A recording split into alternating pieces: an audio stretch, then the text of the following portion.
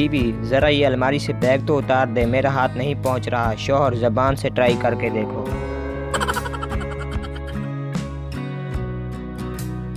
मर्द मिर्च की तरह तेज़ होता है, मगर मिर्च जितनी भी तेज़ हो औरत उसका अचार डाल देती है।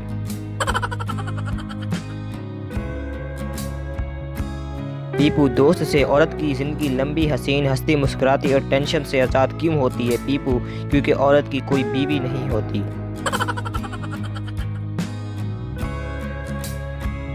एक सरदार सख्त गर्मी में 2 कोट पहनकर घर को रंग कर रहा था। एक आदमी ने पूछा, सरदार जी, इतनी सख्त गर्मी में 2 कोट पहने हैं? सरदार, यार, रंग करने के डब्बे पर लिखा है अच्छे रंग के लिए 2 कोट ज़रूरी है।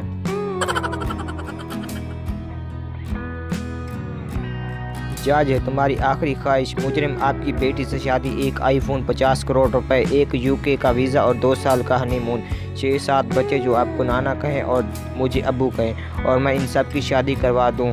इसके बाद आप जो फैसला दो वो मुझे मंजूर है। जज, मेरी कोई बेटी नहीं, लटका दो साले को।